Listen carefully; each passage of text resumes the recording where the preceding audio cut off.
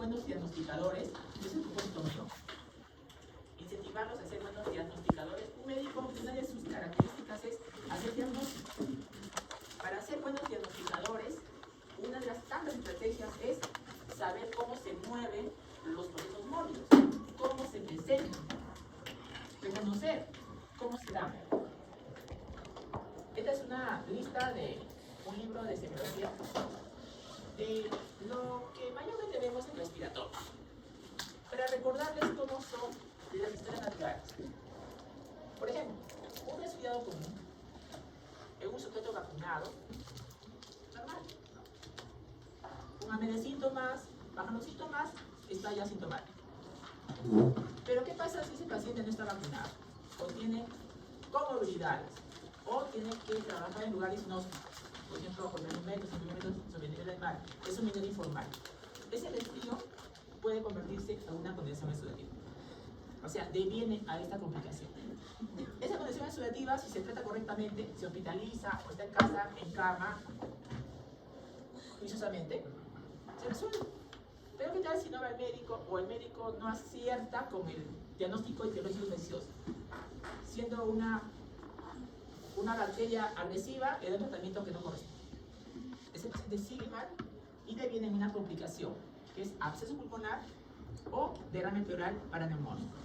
Y ahí está el empiema. Vean ustedes cómo empezó y cómo puede terminar. Entonces nosotros debemos saber cómo se mueve. Otro ejemplo, trombosis venosa profunda. Es decir, una persona tiene un aumento de volumen de un miembro inferior, que puede ser cualquier cosa, pero dentro de ella puede ser una trombosis, un trombo dentro de una vena. Si se trata correctamente, ese paciente es normal. Pero ¿qué pasa si ese paciente no se trata? No va al médico. O el médico hace otra diferencial y no recuerda que también puede ser trombosis venosa. De 10 pacientes, los ingleses mencionan en sus artículos, con trombosis venosa profunda verdadera, de 10 pacientes que no se tratan, 6 pueden hacer tromboembolia pulmonar. Es decir, que ese trombo en la vena de la pierna, del muslo, se va a pulmón. Y si ya tiene la tromboembolia pulmonar declarada, de 10 pacientes con tromboembolia pulmonar, 1 debuta gravemente con muerte súbita, paro cardiorrespiratorio. Entonces vean ustedes, ¿cómo empezó? Aquí. ¿Y cómo llegó a tener el paciente trombosis? Por la actividad del bicho. ¿Sí o no? Tiene más de 100 años, ¿no? La actividad del bicho tiene más de 100 años, jóvenes, o sea, seamos bichos, pues, ¿no? Que nuestro conocimiento dure más de 100 años, ¿no? Trombofilia o hipercoagulabilidad, lesión endotelial y éstasis venosa. Es decir, cualquier persona que se encama por cualquier razón 4 días, o sea, encamado, no se mueve de su cama 4 días, ya comienza a girar la rueda de éstasis venosa, que es parte del bicho. Absceso dental. Todas las estadísticas son bastante frías y a veces son preocupantes, ¿no? De 100 pacientes encuestados, 95 tienen caries. Se supone que cada uno de nosotros tiene que ir al dentista cada 3 meses. Algunos caries dentales devienen en abscesos dentales. Y ese absceso dental puede que sí, o puede que no, ser asiento de disparos a pulmón o pulmonar. O puede ser asiento y disparo a endocarditis infecciosa. Lo van a ver con el cardiólogo. Entonces puede que no pase nada también, por supuesto. Pero vean ustedes esta relación. ¿Por qué? Porque en la boca tenemos una flora oral. Si la flora oral tiene infecciones en los dientes, son focos infecciosos de anaerobios, que ya no son flora oral. ¿Ya? Marcha alérgica es otro problema. La alergia es una sola enfermedad con expresión en más de un receptor. Si el receptor de alergia está en la mucosa nasal, se llama rinitis alérgica. Si el receptor está en la mucosa bronquial, se llama asma bronquial. Y así, si está en la epidermis, se llama dermatitis alérgica. Pero es una sola enfermedad. ¿Y eso para qué me es útil? Que si un paciente viene y me dice que tiene rinitis alérgica, tiene más riesgo que un paciente que no tiene rinitis alérgica para hacer asma bronquial. ¿Por qué? Porque es una sola enfermedad que se puede expresar en uno o más receptores orgánicos. Entonces, marcha alérgica es importante tener presente que es una sola enfermedad con expresión en más de un órgano. Cirugía.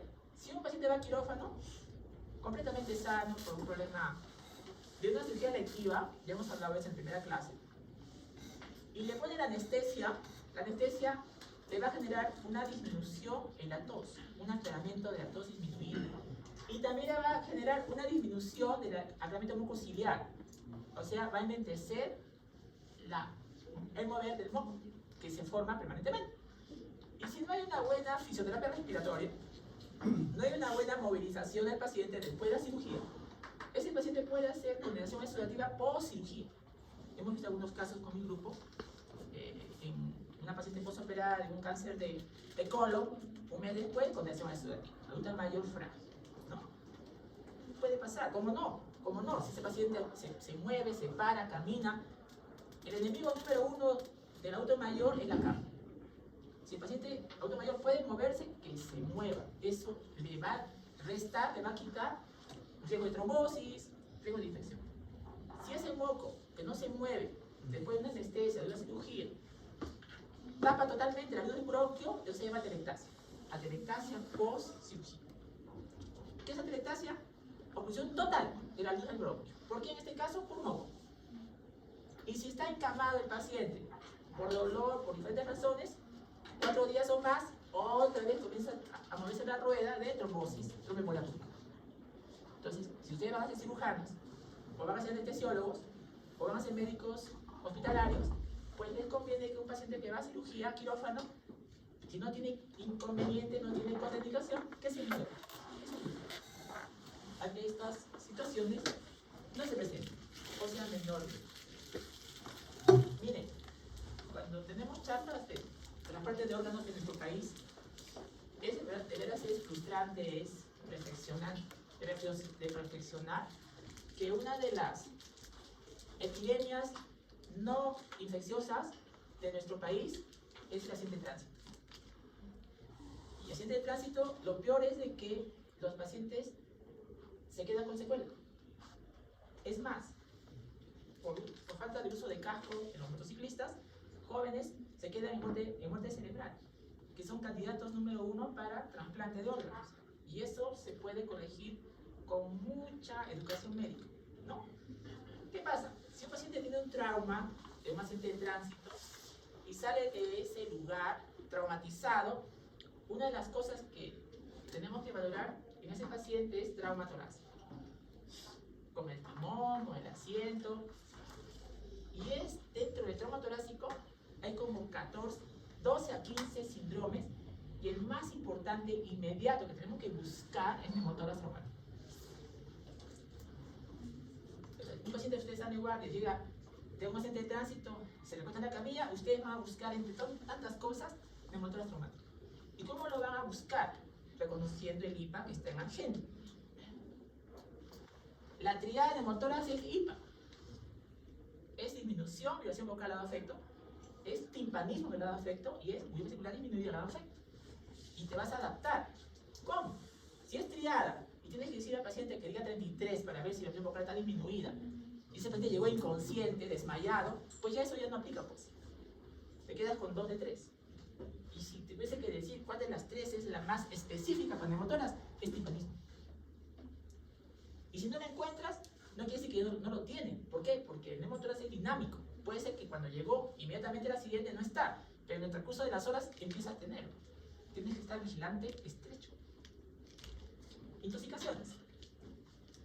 Intoxicaciones es todo un capítulo. Tienen que reconocer como médicos generales la fisiopatología del tóxico. No es lo mismo, ya la vez pasada hemos hablado, una intoxicación por monóxido de carbono, por ejemplo, que una intoxicación por un plaguicida llamado homoforado. No es igual.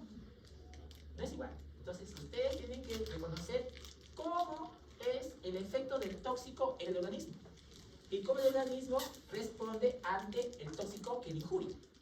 En ambas situaciones, tienen que reconocer cómo se dan los síntomas. Y aquí, en este caso de intoxicaciones, viene lo que se llama el toxidromio, que es una contracción de síndrome toxicológico.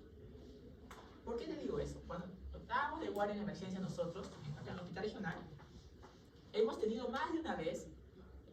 el paciente intoxicado, sobre todo en fechas festivas como 14 de febrero, cambio de milenio, ¿no? Tantas cosas, ¿no? El paciente llegó, pues, ¿no? Lo encontraron en su cuarto, rompieron la puerta, ¿no? Y lo tenían desmayado. ¿Quién trajeron? Los bomberos, los policías. No había anamnesis. Lo encontraron. Foto, ¿cómo lo encontraste? Ni fotos, ¿no? Entonces, ¿qué tenías que hacer? Solo examinar. No había anamnesis. No había, en ese caso, COVID. Tenías que hasta percibir el olor. Se es un tóxico. Algunos tóxicos huelen a ajo, otros huelen a algunas sustancias muy reconocidas. Eso puede ser tóxico, decimos, ¿no? Pero vean ustedes, cuando hay intoxicaciones, muchas veces no tienes anamnesis. No hay quien te dé, ¿qué pasó? Solo te dicen cómo lo encontraron, ¿no? Entonces, aquí mucho implica el examen físico. Signos vitales, control respiratorio, neurológico, y te das el síndrome toxicológico, ¿no? No es extraño que nuestro servicio, emergencias, cuando vienen los jóvenes intoxicados, por ejemplo, tenemos intoxicaciones, síndromes colinérgicos, cuando ingiere un raticida con fines de autoeliminación. ¿Y cómo sabes que es raticida? Sospecha, porque hay acrósticos que hemos ya en el tiempo para recordar lo que tenemos que buscar, ¿no? La vez pasada les comenté, ¿no? Que el paciente que toma un raticida, pues este raticida, si tiene carbamato o algo forado, lo que hace es inhibir a la acetilcolinesterasa. La vez pasada les comenté ese modelo, ¿no? Y eso aplica para cualquier otro tóxico, ¿no? Según sus características particulares.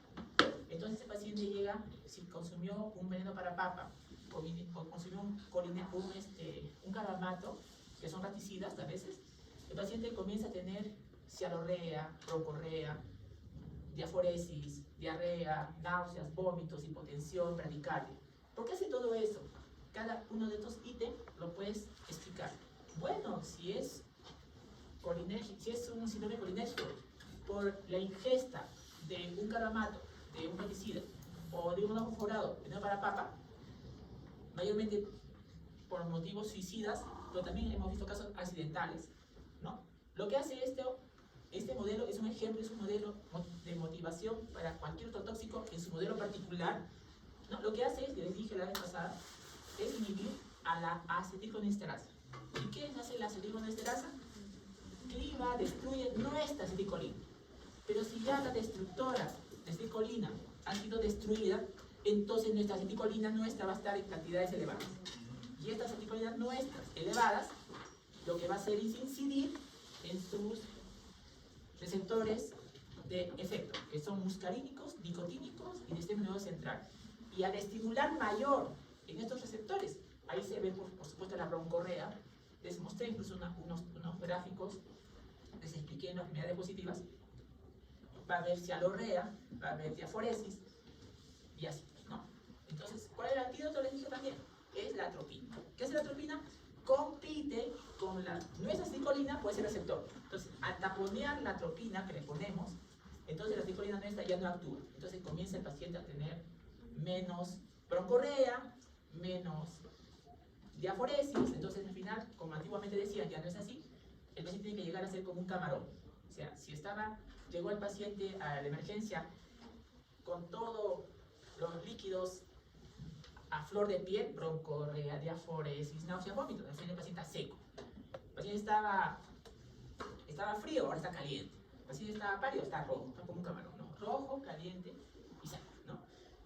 En realidad no es eso, no es hace 30 años, ¿no? Ahora lo que tenemos que hacer es hacerlo correctamente, porque si pasamos al otro lado, hacemos intoxicación por atropina, ¿no?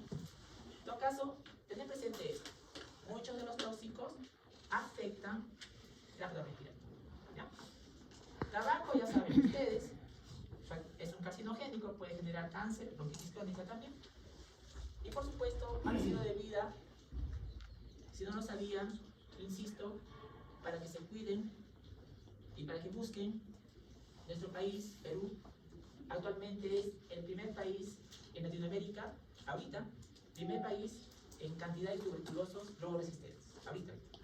Y nuestro país también es el segundo país en Latinoamérica, después de Brasil, en cantidad de tuberculosis en general. Entonces, ¿por qué tenemos tanta tuberculosis? ¿Por qué no somos como Chile o Cuba que no tienen tanta tuberculosis?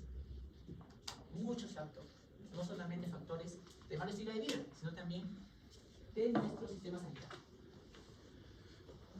A nivel familiares, por favor, cáncer, tuberculosis, porque es muy contagioso.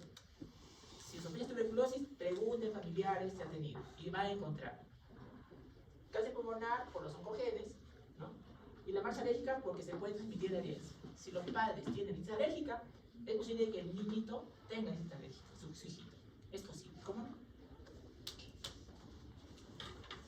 También no olvidar que muchas de las enfermedades en los pacientes tenemos que ir hacia atrás. Si un paciente tiene bronquiectasia, tenemos que buscar hacia atrás si tiene tuberculosis, alguna infección neumónica severa. Hay enfermedades que al paciente le predispone a tuberculosis. Por ejemplo, si un paciente tiene tuberculosis, en nuestro país, hace ya 18 años, paciente tuberculoso peruano, tenemos que buscar el VIH.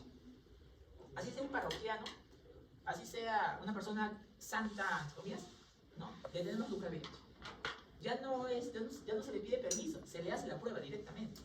¿Por qué? Porque la TBC no le da a cualquier persona. A veces hay una inmunodepresión de por vida. Entonces ya es una norma. Incluso esto es reciente para Perú, 18 años. Hace como 25 años atrás, latino en Estados Unidos con tuberculosis, VIH, ni le preguntaban su nombre. VIH, y encontraban VIH. No solamente el VIH, puede ser también diabetes. Cualquier enfermedad que inmunodeprima puede condicionar al paciente a tener tuberculosis. ¿Ya? Hay enfermedades que afectan el pulmón. Si un paciente tiene fibrosis pulmonar, es posible que sea por enfermedad del colágeno. Por ejemplo, esclerodermia, que es una enfermedad del colágeno, hemos hablado también la vez pasada que es una enfermedad del colágeno, puede generar en su evolución fibrosis pulmonar. Imaginen. Entonces, si uno tiene fibrosis pulmonar, ¿no? ¿Cuántas causas hay? Muchas causas. Entre ellas están, si es una mujer joven, las colagenopatías. Y dentro de las colagenopatías está el esclerodermia. ¿Ya?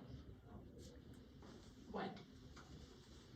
Dentro del curso vamos a ver los síntomas respiratorios principales. ¿Cuáles son?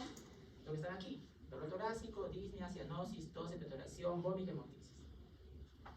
¿Ya? Y algunas de estas síntomas respiratorios principales son banderas rojas. Ya les dije la vez pasada que es una bandera roja. Bandera roja es alguna situación, síntoma que le puede generar, acarrear al paciente gravedad. De esta lista de síntomas, ¿cuál es bandera roja? Dolor torácico, disnea, cianosis, hemoptisis. Estas son banderas rojas. Y si es bandera roja, tienes que detallar más sus características. ¿De acuerdo? Hoy día vamos a ver dolor torácico. ¿Ya? Y a estos síntomas principales respiratorios se puede agregar, sumar los síntomas generales. Fiebre, malestar general, astenia. ¿De acuerdo? Dolor torácico. ¿Es un síndrome? Sí. ¿Es un síntoma? Sí. ¿Es un signo? Sí. Qué curioso, ¿no? Este término es tres en uno. ¿Es síntoma? Sí. El paciente viene, doctor, me duele el tórax. ¿Sí? ¿Le examinas? Ay, doctor, me duele, no me está tocando. ¿Sí? ¿Y cómo defines un síndrome? ¿Cómo lo enuncias correctamente? Anatomía, tórax, fisiopatología, dolor. O sea, el síndrome dolor torácico. O sea, está correcto. Es signo, es síntoma y es síndrome. Va a depender cómo lo evalúes, cómo te dice el paciente. Dolor torácico, por favor, nunca se olviden que es alicia. Dolor torácico es alicia. Mejor si es alicia pleca. ¿Ya? Mejor si es alicia pleca. En la gente dice alicia E. Mejor alicia pleca. Pero tantas cosas que tenemos que memorizar los médicos, acrósticos, contracciones, no se olviden al menos de alicia. ¿Ya? Pueden olvidarse que peque, pero no se olviden de alicia. ¿Ya? Alicia no deben olvidar. El dolor es alicia, se hace cefalea, dolor torácico, dolor de pecho. Dolor es alicia. ¿Ya? Porque eso te da un acercamiento al diagnóstico. ¿De acuerdo? ¿Ya? Entonces, ¿qué más tenemos que saber aquí? Dos brazos. Primer brazo, el más frecuente, el que está en los libros. El brazo de, si tiene un síndrome dolor torácico o cualquier otro síndrome, ¿cuál es lo más frecuente? Las causas más frecuentes. No está mal, para empezar no está mal, saber que es lo más frecuente. Pero el otro brazo otro brazo que aplica bandera roja, recuerden eso, por favor. El otro brazo, que voy a decir ahorita, que aplica bandera roja, no se olviden, bandera roja no es suficiente. ¿Cuál es lo más frecuente? Lo mejor es el segundo brazo que ahorita voy a decir, que es de las causas las que son potencialmente riesgosas para su vida. O sea, las causas potencialmente mortales, ¿me entienden? Y no es igual la lista de las causas frecuentes que la lista de las potencialmente mortales. No es igual, no coinciden. Porque si yo tuviese que poner en una balanza, en una estadística, dolor torácico, ¿qué causa es la que más frecuente ves en el hospital regional? Yo te diría, lo que más veo es músculo esquelético. Porque jaló, porque cargó, porque le empujaron y se golpeó. Eso es lo más frecuente, lista de frecuencia. Pero yo te digo, ¿cuál es lo potencialmente mortal? Ahí cambia. Son estas de acá. Y estas tengo que buscar. No hay peor ciego que el que no quiera ver. Si tienes dolor torácico en un paciente, tú enfócate, busca las potencialmente mortales primero. ¿Y por qué tengo que hacer eso? ¿Por qué no solamente la lista de frecuencia? Porque se te va a escapar un infarto de miocardio. Y pasa. El paciente viene con un dolor de pecho, es un dolor muscular. Toma tu analgésico y decir, el paciente está en paro, un infarto. O sea, vino por un infarto y se confundió con un dolor de pecho muscular esquelético. Para evitar eso, tú recuerda, bandera roja, primero lo potencialmente mortal. La otra lista de frecuencia la tengo ahí, ¿no? Ya sé cuál es la más frecuente. Pero ahorita tengo que enfocarme en la que puede generar riesgo vital al paciente. Infarto de miocardio, disección de aorta, neumotoras de atención, ébola pulmonar, también cardíaco. Eso tengo que buscar. ¿Y cómo voy a buscar? Con Alicia. Porque debo saber cada una de ellas cómo duele, en sus características. Pero acá les pregunto, a mi grupo que está votando, ¿no? Caterine, Milagros, Nacheli, Nayeli,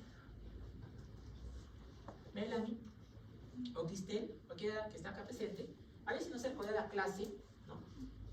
¿Qué es Alicia? ¿Qué es lo que pregunto? Cuando se puede, al paciente o al familiar, ¿cómo le duele? A ver.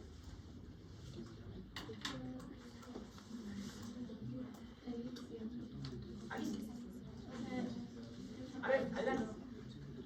Bueno, hay A por la aparición. El tiempo de duración. Aparición, antigüedad. Antigüedad. La L por la localización. Localización. ¿Dónde es? La I por la intensidad. Ya. La C. Carácter. ¿Cómo duele? Carácter, calidad. Y la irradiación. Y la otra, agravantes o atenuantes. ¿Está bien? Entonces, miren, estas 5. Esta es súbita, minutos. Esta también es súbita, minutos. Es abrupta. Esta también es igual, abrupta. Es igual. Esta no tanto. Entonces vean ustedes, dolor torácico intenso, en emergencia, de estas 5, 3 no se olviden, 3, las que tienen que buscar. 3, y de esas 3, acá están las 3 aquí. Infarto de miocardio, neumotoras o embolia pulmonar. Si el dolor torácico es inmediato, intenso. Esas 3 no deben dejar de buscar, estas 3. ¿Ya? Y ya con las características de Alicia, van a saber que el dolor torácico de infarto es un dolor intenso, detrás del esternón, ¿no?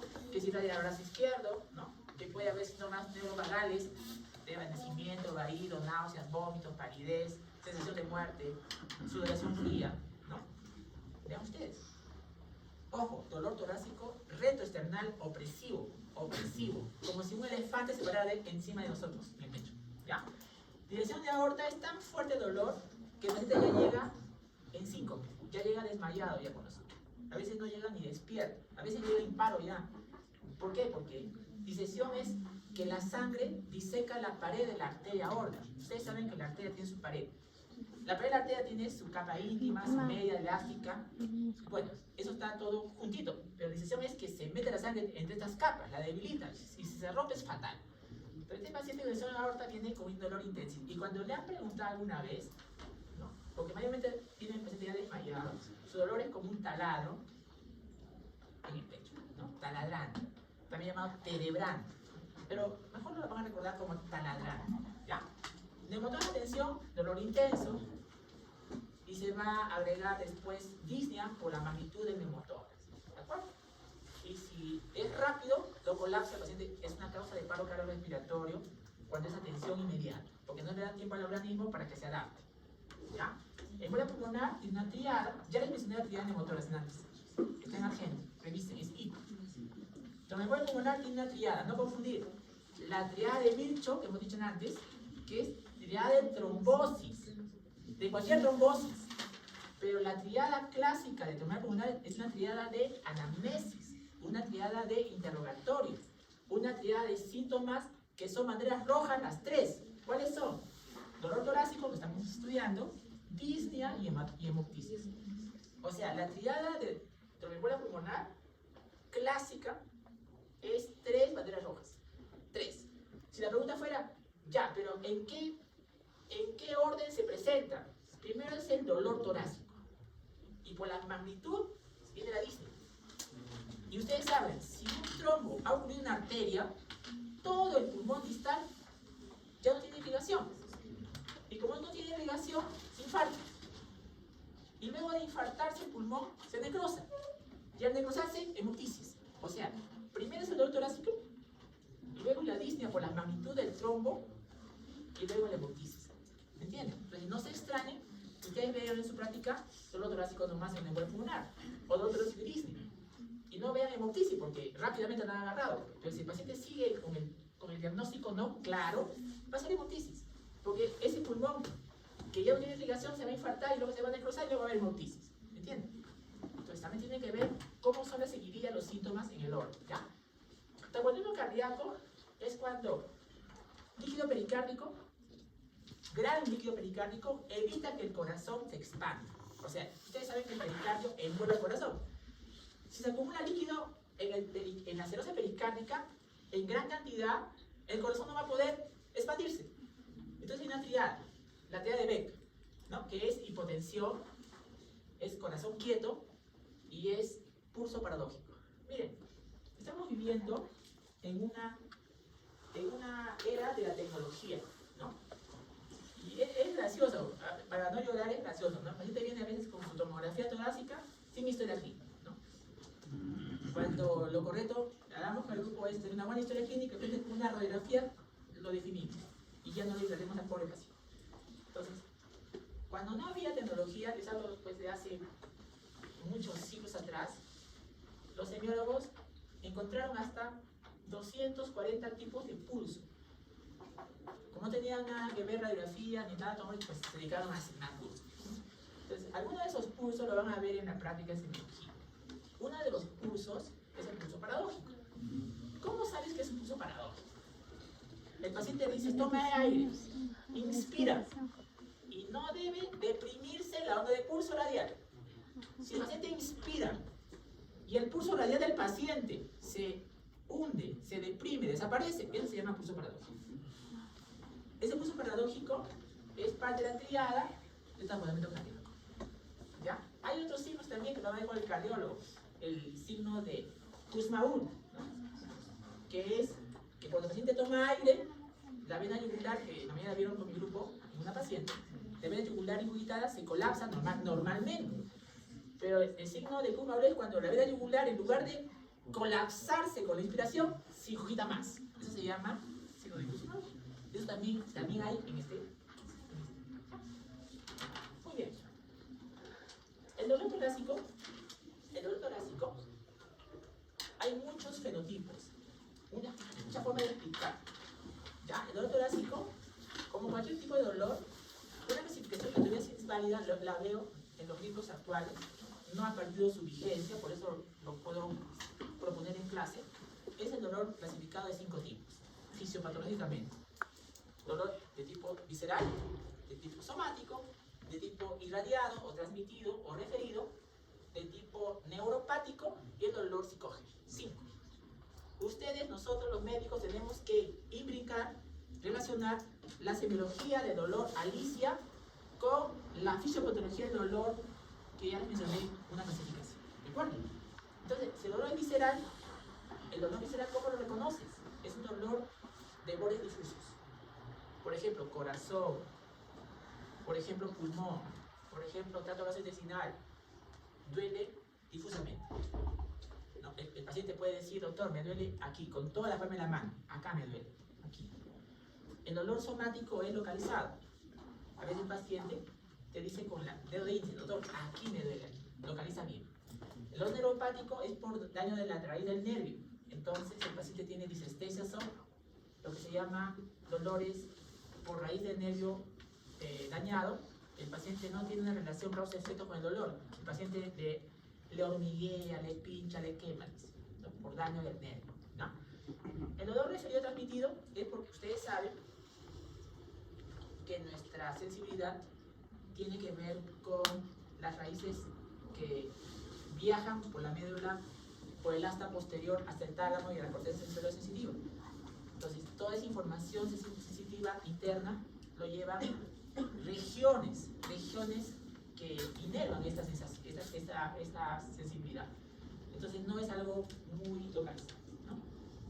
Aquí, por ejemplo, este es el libro de Llanos, ¿no?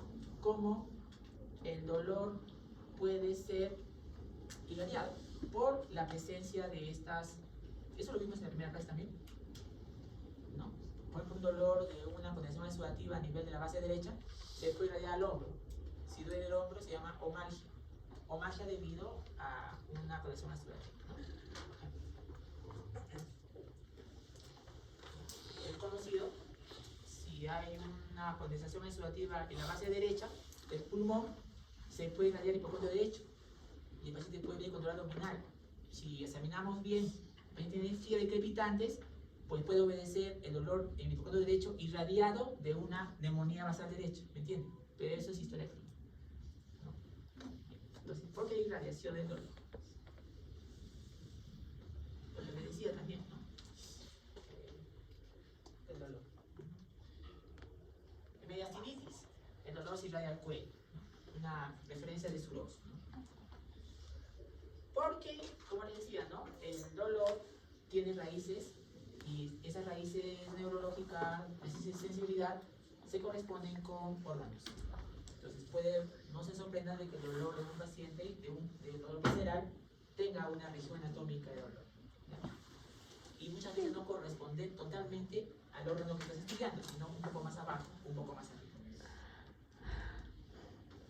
Este es un cuadro de Bradwell, es uno de los referentes de cardio mundial. Está muy densa la diapositiva, ¿no? Pero el mensaje es el siguiente: dolor torácico, les he dicho antes, lo primero que tenemos que descartar es origen cardíaco, luego vascular, luego nosotros, respirar, pulmonar, luego gastrointestinal, luego musculoesquelético, que es el más frecuente. Ojo, es el más frecuente, pero en orden de gravedad, cardíaco primero. Pero lo más frecuente es musculoesquelético, ¿ya? Infeccioso y finalmente psicógeno. Es decir, que el dolor torácico, si es psicógeno, es que no tiene una traducción orgánica, sino es psicógeno. O sea, el paciente es psiquiátrico, en otras palabras, ¿no? Ya, entonces, ya hemos hablado del dolor de tipo cardíaco, de tipo anginoso, la característica de Alicia, por favor no olvidar ello. Es lo que también les he mencionado, de realización de aorta, el dolor que tiene el paciente y que muchas veces ni viene consciente, viene inconsciente, viene en síncope, ¿no? La iguala pulmonar de tequila triada, ¿no? El de motor también les he mencionado. Reflujo gastroesofágico. Reflujo gastroesofágico, el paciente viene con dolor retrosternal, pero ardor. De 10 pacientes que tienen reflujo gastroesofágico, 7 tienen pirosis. ¿Qué es pirosis? Ardor desde el epigastrio hasta la boca. No, si es así es más fácil. Entonces el desafío sería en los 3 de 10 que no tienen pirosis, ¿no?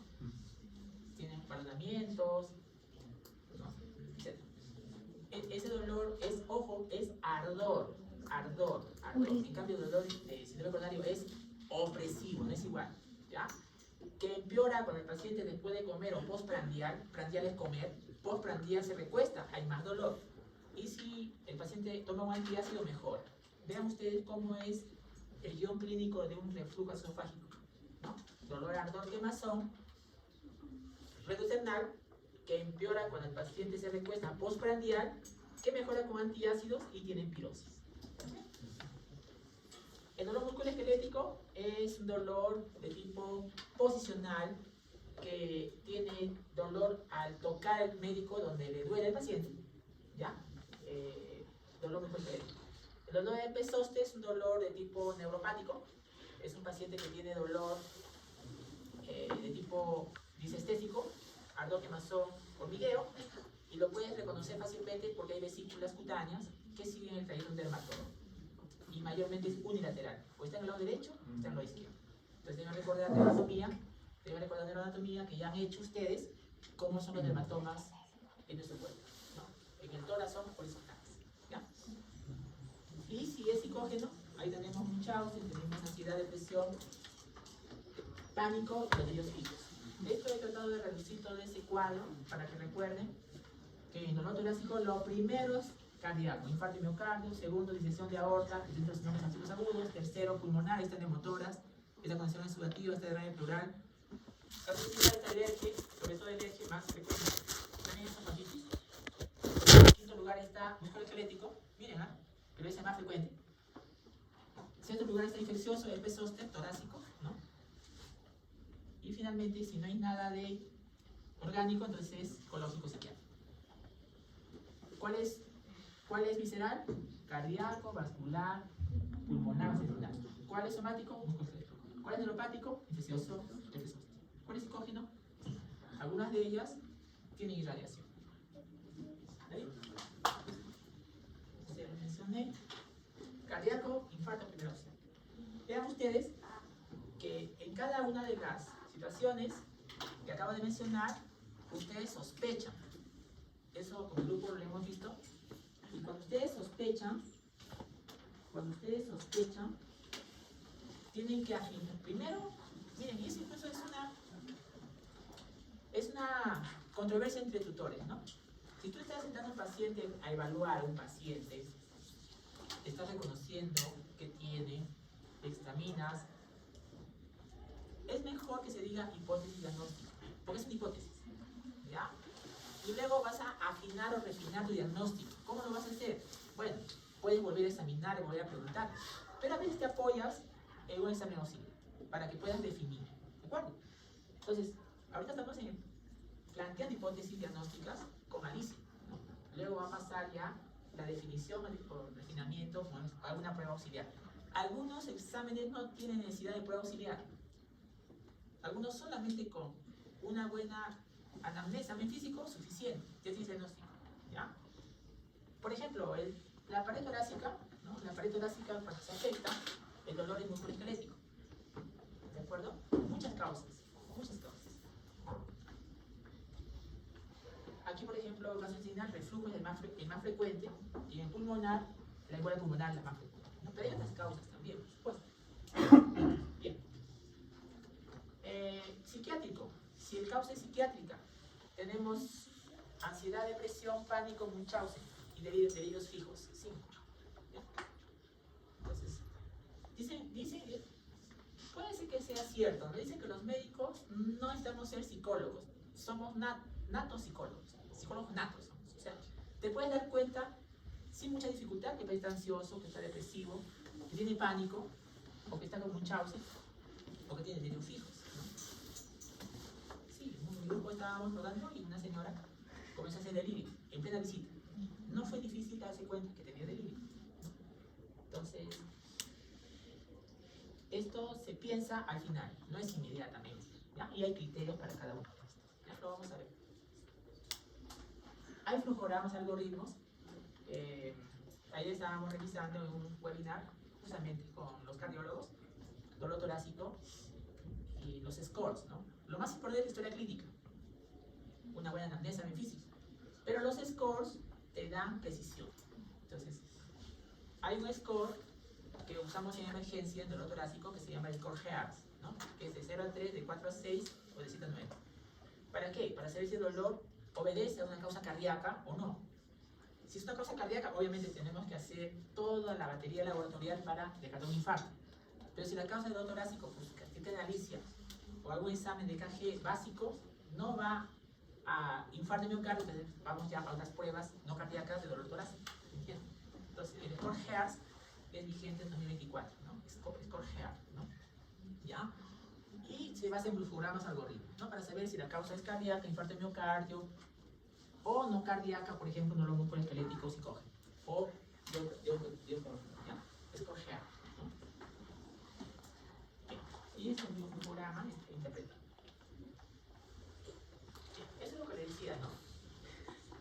Up to date. ¿Cuál es la causa más frecuente de dolor torácico? Más frecuente. Musculoesquelético.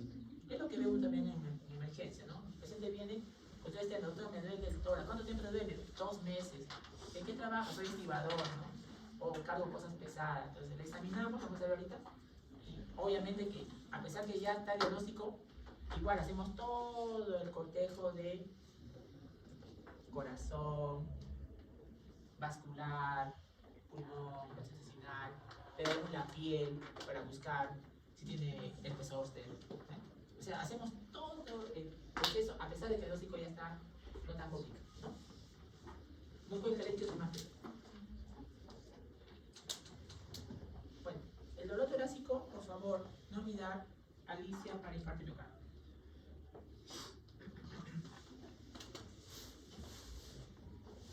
Esta es la up to date. De todas estas causas de dolor torácico, quisiera detenerme en el más frecuente, el músculo esquelético. Vean ustedes, el dolor torácico, el músculo esquelético es variable, es de la pared torácica superficial, ¿no? Es posicional, el paciente encuentra más dolor o menos dolor con una posición que adopte, ¿no? Ese dolor empeora con el movimiento, vamos a ver ahorita. Y si lo tocas, a ver, ¿dónde te duele? Aquí. Le presionas con cuidado, ¡ay, doctor, me duele! O sea, eso se llama punto gatillo, punto trigger o punto de sensibilidad local. Dolor musculoesquelético. El dolor torácico puede tener una calidad llamada punta de costado pleurítico. Recuerden, cuidado. Dolor torácico, punta de costado o pleurítico. ¿Cómo es eso? Como una puntada de costado. También se llama pleurítico. Cuidado, hay una trampa. Cuando se le dice dolor de tipo pleurítico, no significa que solamente la pleura es la afectada. Vean ustedes las causas del dolor pleurítico. Condenación exudativa, no tiene nada que ver con la pleura, necesariamente. Embolia pulmonar aguda tampoco, ¿ves? Pues el dolor es punta de costado. También llamado pleurítico. Ojo, ahí está la trampa. Se llama dolor torácico pleurítico y no significa que solo está afectada la pleura. Es un nombre, ¿no? Neumotórax, obviamente así la pleura acá. Pericardítis no tiene que ver con la pleura. Aquí también tenemos que agregar el cáncer, tenemos que agregar el dolor musculoesquelético.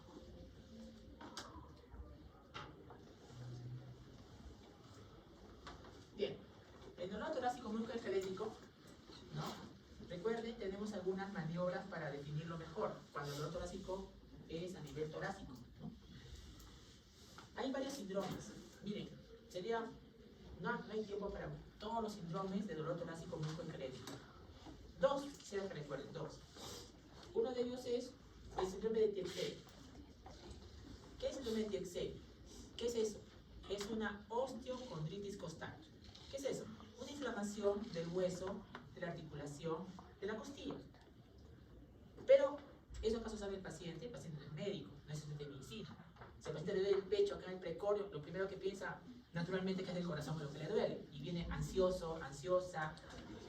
Pero son personas de edad media, casi no hay diferencia en género femenino-masculino, y refieren dolor en la zona poética del corazón, aquí, precordio, ¿no?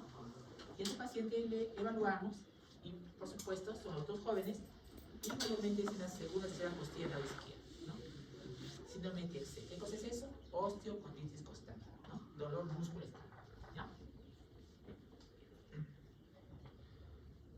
Muchas enfermedades reumáticas generan dolor torácico. No solamente dolor torácico, cualquier estructura osteoarticular.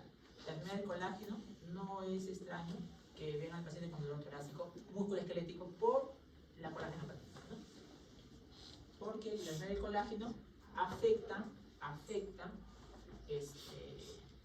en buena medida, en un porcentaje apreciable, el sistema osteomiarticular. Son mayormente mujeres jóvenes. Bueno, también el prueba de Schober se hace cuando el dolor es en la parte dorsal baja, ¿no? El movimiento de la columna lumbar lo hacemos con el test de Schober. Si hay una reducción del movimiento de la columna lumbar, podemos sospechar algún problema sistémico. Esto también recuerden esto, la fibromialgia. ¿Cuándo reconoces una fibromialgia? ¿Es difícil? No. Son mujeres, mayormente, de edad media, que vienen al médico y te dicen, doctor, doctora, me duele todo me duele todo me duele. Entonces ustedes sospechen fibromialgia. ¿Y cómo van a saber si es fibromialgia? Pues esta es una plantilla up to date. Ojo, incluso esa plantilla up to date, ¿no? Incluso pone la silueta de una mujer, porque mayormente la fibromialgia afecta a mujeres de edad media, en la cual tiene 18 puntos, en la cual ya no es una plantilla. Lo único que tienes que hacer es con tus enguantados tocar estos puntos y si le duele a la paciente, por la parte anterior y por la parte posterior. Si tiene 11 puntos dolorosos, puedes decir objetivamente que esta paciente tiene fibromialgia. Muy bien, ahora vamos a ver cómo se evalúa el dolor torácico bucoesquelético. Tenemos 3 pruebas, 4 pruebas, una ya les dije, ¿no? Que se fijan de hace un rato, ¿no? Y tocaron el dedo. Pero además puede hacer la manera del gallo. Vean ustedes dónde están, vamos atrás, así el paciente, y lo llevan los codos del paciente hacia atrás. Si le duele, va a favor del dolor musculoesquelético torácico. Horizontal, son de up to date, ¿no? Jalas la extremidad del paciente hacia ti, apoyando la otra mano suya en otro hombro, y si hay dolor, va a favor de ese dolor. O el de enganche, que es echar al paciente, llevas el hipocondrio hacia arriba. Pero de todas estas, de las 4, la que más usamos es tocar donde le duele. ¿Ya? Bueno, de los trastornos psiquiátricos, ansiedad, depresión, pánico, Munchausen y los hijos, recuerden que Munchausen es maltrato, castigo, ¿no? Recuerden pánico, ¿no? Pánico sigue siendo, incluso esta depresión DSM-4, aquí estamos en la DSM-5, ¿no? Es una persona que ante un estresor, rápidamente comienza a tener sensación de pánico que llega a su apnea hasta antes de los 10 minutos, ¿no? Y dentro de todo el cortejo sintomático del pánico están los síntomas cardiopulmonares y ahí está el dolor en el pecho o malestar, que es parte de un todo, ¿no?